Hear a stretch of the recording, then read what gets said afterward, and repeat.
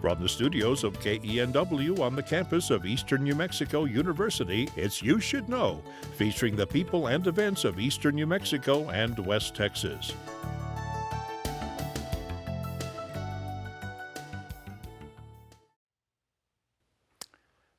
With me now is Paige Menking, and Paige is Director of Community Health Worker Programs with the ECHO people. And first of all, Paige, tell me about ECHO. Tell me what ECHO is so that people will understand.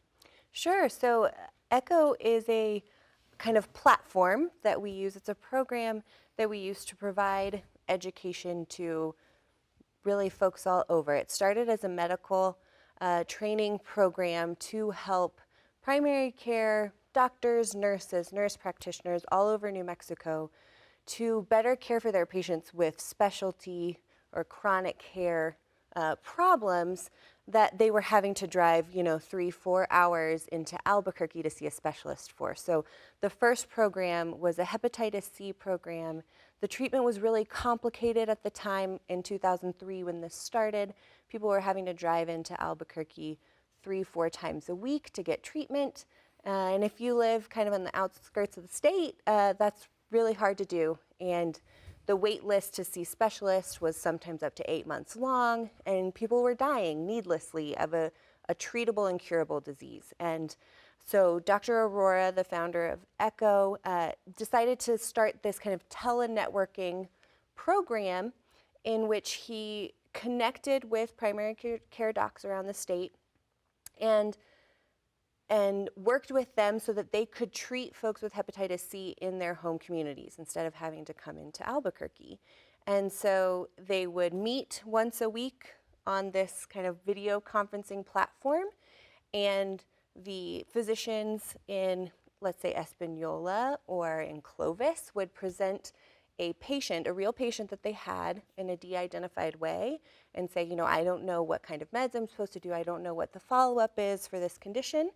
And the specialists in Albuquerque would work through it with them so that they could provide the right care at the right time in the right place for those patients, and they didn't have to come to Albuquerque. And after studying that, they found out that those patients who were able to get care in their hometown from their primary care docs that maybe they've been seeing their whole lives, understand them, understand their needs, they were getting better patient care. They were being cured at higher rates. They were getting better outcomes with this program. So it basically was able to expand access to specialty care by building the workforce and training docs around the state to do some of that work so they didn't have to send folks to Albuquerque. So that started in 2003, and since then it's grown, and we have almost 40 programs running in New Mexico out of the University of New Mexico for conditions like diabetes and women's health, chronic pain, behavioral health and addiction, all sorts of great programs in the medical field. But we also have things that are outside of the medical space. So I was going to say, right now you're working on a program for first responders, and that's very important as well, isn't it? Tell me, why did you decide you needed to get in touch with these first responders? Sure. So we do a lot of work around the opioid crisis at ECHO, and so we have lots of training programs for doctors and for community-based folks like community health workers and peer support workers. And we were hearing from lots of folks about the need for first responders to get some support around the opioid crisis as well, because they're the ones who are saving people when they overdose. So they're the ones that are the first to show up when somebody is overdosing on opioids. And so we started this program with that in mind. And then as we were talking to folks, to EMS and firefighters and law enforcement around the state, they were telling us how much that there's also this other piece that's not being addressed, that they're burning out, that they're getting depressed and anxious, that there's substance use within the force that they're having a hard time trying to figure out how to handle. They're seeing their partners committing suicide because of PTSD from all of these really traumatic events that they're running on, that they're the first ones to show up at some really awful scenes, and they're seeing lots of stuff. And they're not always finding good places to debrief about that, to process kind of what's going on. And so we're running this program. It's once a week, and it's a space for first responders around the state to get on to this Zoom network. It's using the Zoom platform, and they can learn about different coping mechanisms. They can learn about patient care for folks with opioid use disorder. They can learn about chronic pain, and then they can learn about resiliency for themselves and how to kind of take care of themselves and take care of their partners and their team so that they're all kind of healthier as well. On the day that we're doing this interview, you were at the Portales Fire Department, small town firefighters. Do they have those same kind of problems as well? Are they facing the same thing that all of the rural people around the state are? Yeah, honestly, we have been getting folks interested in this program from all over New Mexico. So we had a great meeting with the Portales Fire Department this morning, and they were very interested in both the opioid topics and the mental health topics. And we met with some folks down in Alamogordo a few weeks ago who are facing very similar stuff. We've had people expressing interest from Espanola, really all over the state, from Deming, so more rural communities kind of all over New Mexico are really facing this. I think one of the things with the opioid crisis in New Mexico, we've been dealing with this for a very long time. It's been decades that we've been kind of facing and fighting opioid use and heroin use. And so our first responders have been dealing with this for a long time. It's not a new issue, but the resources and the support hasn't been there. And so we're hoping that we can help a little bit by providing that. But it seems like small towns all over the state are very receptive and hoping to access it. Working at a public television station, I know that funding for communication doesn't come easily. What sorts of things are you doing so that you can fund this program and reach out to these rural areas better? Yeah, we're very lucky to have the support of two key funders. So the New Mexico Department of Health provided the first money for this, and we're really fortunate, I know you're going to be talking to them a little later, that the U.S. Department of Agriculture has provided us a very large grant to kind of keep this going. And we're so lucky, USDA really focuses on rural communities and kind of building capacity. And so we think this is a perfect fit for that, and we're very fortunate to have their funding. How is this helping communities in terms of making, for instance, Portales or Floyd or Espanola, some of these other smaller communities? How's it making them a better community? Yeah, I think what's really important to remember about paramedics and law enforcement in kind of more isolated communities, they're oftentimes the only emergency medical services, right? So they're going to come and they're going to triage the situation, and then they might put you on a helicopter to send you to Lubbock or to El Paso or to Albuquerque or Denver or whatever the biggest city is that's closest to you. But if they're not well equipped to handle that situation, then you're not going to make it to that big city, right? And so what's really important about this program is we're trying to really make sure that the first responders who are responding to those emergency situations are taking care of themselves. Because, it's like when you're in an airplane and, you have to put on your mask first before you can help anybody with their mask. Emergency providers really need to be mentally healthy themselves and emotionally healthy in order to provide that really critical care and deal with some of the really traumatic stuff that they're seeing all day long.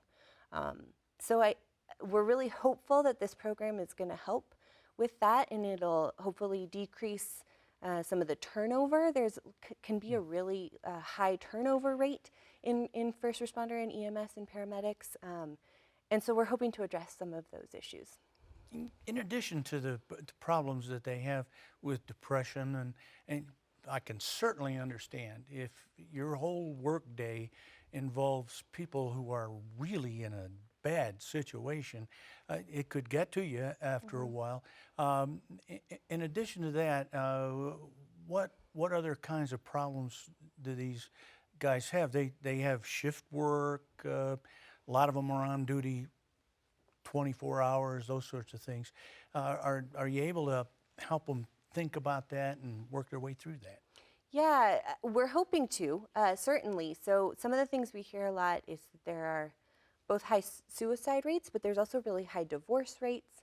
It can be really hard to maintain kind of healthy friendships and intimate relationships with folks when you're on these kind of like long shifts. They can be up to 36, 48 hours long that you're on. And you get home and you're just so overwhelmed with everything that you've seen. You don't know how to talk about it. And that can really lead to kind of anger, depression, anxiety. And so it's a kind of a similar situation to what you see when folks come home from a tour of duty, if they're in the military and they come home and they don't know how to process it and have a hard time maintaining that relationship with their spouse and their children. And so, yeah, one of the topics we have coming up is actually how to fight fair. So, you know, if you are having an argument with a partner or a child, like, how can you do that in a healthy way? So what are some ways that we can think through what we're really trying to say and think about the impact of our words and calm ourselves down in order to maintain healthier relationships? Boy, that sounds great. And once again, you are working with the opioid problem as well. I'm thinking in terms of, I'm a fireman, I've been called in, I've been told somebody's on the floor. Now, instead of, I look for heart attack symptoms, I try to make sure, see if they're breathing, I check their pulse, these kinds of things. You also teach them how to look for somebody who's suffering from opioid overdoses? Yeah, so we definitely go over that. One of the things we're finding is that paramedics in New Mexico already know really, really well how to save somebody's life if they're overdosing. They get good training on that in their academy. They know exactly what to do. They know how to administer it. They know how to save the life. That part is pretty easy bread and butter at this point in the opioid crisis. What is a little harder sometimes and confusing and frustrating for people in a paramedic role is what happens to that patient afterwards. So they're frequently seeing the same people for overdoses over and over again. Maybe one person they see 3 or 4 times for an overdose in a week. And so it's very frustrating to feel like you're saving somebody's life and they're not getting better like you might with other diseases. You save somebody's life with a heart attack and then hopefully they don't have another heart attack for 5, 6 years or maybe never. But with an overdose, it's just a different kind of illness. It's a different kind of chronic disease and the treatment is harder to access still. And so part of what we're doing is trying to educate about how the system works and what some of the treatment efforts are and why sometimes those aren't effective and why they're seeing people over and over again to help provide some context and alleviate some of that frustration.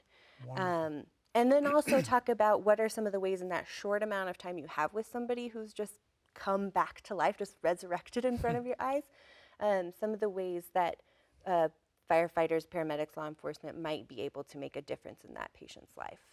Good.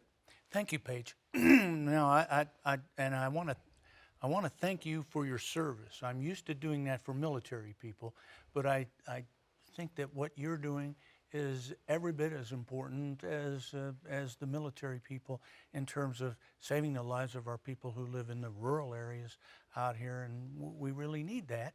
And I certainly appreciate that. Appreciate your coming and talking with us, and want to wish you a lot of luck to continue the program and make New Mexico a better and better place to live. Thanks for being here. Thank you so much. Thank you. I really appreciate it. We're going to continue talking about the ECHO program, and with me now on the set, Arthur Garcia is here. Arthur is with the USDA Rural Development. He is the director up there in Albuquerque for the state of New Mexico. And Dr. Joanna Katzman, who is with UNM and does a wonderful job of leading the ECHO program here in the state. I want to start by asking you, Arthur, why is USDA Rural Development interested in ECHO? Okay. First of all, thank you, Don. It's always great to spend time with you, and we appreciate being able to talk to you and kind of keep you updated as what we're doing. But at USDA, we have a mantra that we kind of go by, and it's Together America Prospers. And our relationship with Project Echo really fits into that because together with Project Echo and now with first responders, we're able to provide a more prosperous rural New Mexico. Very And good. so, yeah. Yeah. Uh, uh, Dr. Kastman, why first responders? Why do you think you should be contacting and communicating with first responders? Well, and thank you, Don, again for inviting me back. It's really such a pleasure. Your program is amazing. At Project Echo, we have many programs related to many different medical conditions, addiction, chronic pain, hepatitis, and many other conditions. But I see, I see first responders as really an extension of our medical community. They really are the frontline uh, responders, if you will, serving the whole state. The paramedics, the firefighters, law enforcement, emergency room, doctors, technicians. They're really the people who serve us all every day. They're really taking care of the citizens of New Mexico. And I feel that we really have a responsibility to provide education for our first responders and to help them as they help us. All right. Uh, yeah, Art, what program are you using as a part of your services to help with Echo? Yeah, one of the programs that we use is the Community Facilities Program. Okay. It allows us flexibility and it provides us certain areas where we can help Project Echo further their mission. One example is Project Echo very successfully, congratulations, Oh, thank you. received a Rural Community Development Initiative grant from us, our CDI grant, and it helped them to further cover their costs for their trainings that they do with the first responders. Aside from that, we can help support the group that they support with equipment, grants for facilities, and even first responder vehicles. So we feel that it ties in very well with their mission. So everything from fire trucks to Fire trucks to an ambulance, ambulance. a police car. I'm learning a lot about police cars and command centers. I didn't know that's a very special police car that helps out in a first responder situation. And even we had a community that didn't have a defibrillator. They didn't know what they were going to do. They were going to lose, I don't know, accreditation or whatever. So we were able to provide a grant to them to have a defibrillator. Okay, Dr. Katzman, with the opioid program, with the problem Right. that is going on in the United States, you're also helping the first responders with this. What sorts of things do first responders need to know Right. about the opioid problem, Right. for one thing? Well, as you know, Don, the opioid crisis really, the whole country's really battling the opioid crisis, and it really affects everybody. It affects, I don't know actually anybody it doesn't affect. If it doesn't affect somebody directly, people are affected because it might affect your friend or someone's relative or someone down the street. And first responders are increasingly being affected because, for instance, paramedics and firefighters are being called to, uh, um, are being, 911 frequently will have a paramedic or a firefighter ambulance service will go to the house not just once in a week, but frequently 2 or 3 times in the same week or the same, month to the same household to reverse someone who is suffering an opioid overdose, to provide naloxone for. So it's not just, once on the same patient, it might be 2 or 3 times on the same patient. And this creates some burnout, some compassion fatigue, if you will, when they're running on the same call for the same patient. They need to be trained in performing overdose reversals with naloxone, but that usually isn't what's difficult. Sometimes it's the psychological stress related to performing the overdose reversal. Sometimes it's bringing the patient to the emergency room and then not really knowing what happened to that patient. It's wondering if that patient is going to get the, um, uh, the ability to get addiction treatment. It's wanting to know whether they're motivated to get the addiction treatment. It's many different things related to that. And we think with the first responder echo, we want to bring all these topics of conversation to the forefront. Okay. Yeah, they've got to be disappointed when they go for their third time in 1 week. Right. And this person has OD'd again. Uh, do they have a tendency to think that maybe it's their fault and that causes them to have depression? Right. I think it could be the fact that they think it's their fault. I think it's maybe frustrating, and it might be that the household they went into might be, it could be a little disturbing for them, traumatic, if you will, if there were kids there, or the family situation might be disturbing. But I think it's more the psychological fatigue of it all. And not knowing how the system might be able to change the bigger system, if you will, and if there's going to be more systems in place whereby these people with a chronic disease, which addiction is, can get the necessary treatment. For instance, there's new medications now, buprenorphine and other addiction treatments, and so they feel as though they want to be able to expedite the treatment, the system, and how can they do that? Yeah. If someone is bleeding, they can put a bandage on it, they can stop the bleeding, they can see him next week at the Walmart, and he's not bleeding anymore, and they shake hands and everything's fine. In this case, sometimes that's a little disappointing. That's when you absolutely see right. More of a hidden disease, Don, right? Right. Right. It just Right. hard for them to find it. Right. And so we've been to Alamogordo, we talked to the fire department in Portales, we're going to be going to Tucumcari, and so we're going to towns all around the state to encourage them to sign up for this first responder program. Great. Okay, Art, who in a city would do this? Is it going to be the fire chief that talks to you, the police chief? Should the city councilors be the ones who contact you, the mayor? What? Any and all of the above. I mean, you hit on it. Any of the civic leaders, and many times we try to get a little town hall meeting where we're sitting in the bay of the fire department or in the mayor's office or the talking with city councilors, whatever.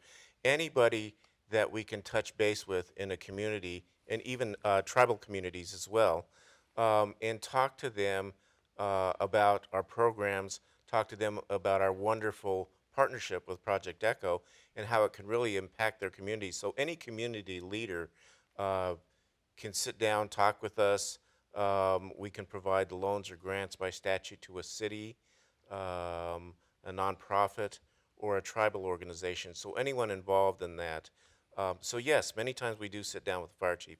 Many times we do sit down with the sheriff or the police chief, and we talk about the issues, and from there we try to figure out how can we help, how can we make it better, and how can we refer them to the folks at Project Echo, such an innovative program with their, Zoom technology and whatnot.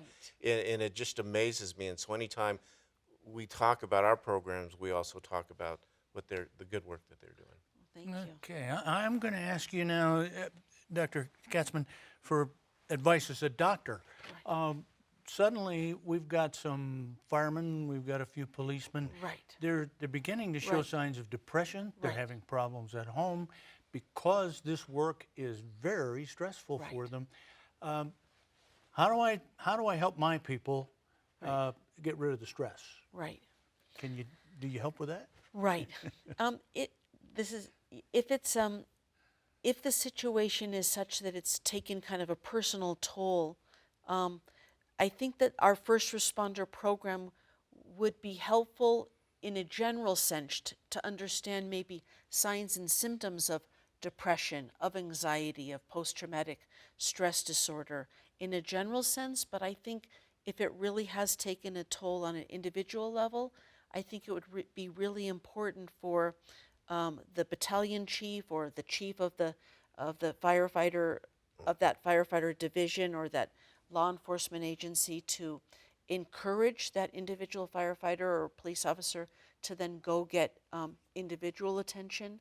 And that's how I think the first responder echo can help to really teach the kind of leaderships in the towns and cities, signs and symptoms to look for, the fact that you don't have to be tough to get the help needed, to obtain kind of the self-care you need, to get the resiliency that you need, and that as our colleague Paige said, you really need to put that mask on yourself before you can, help others.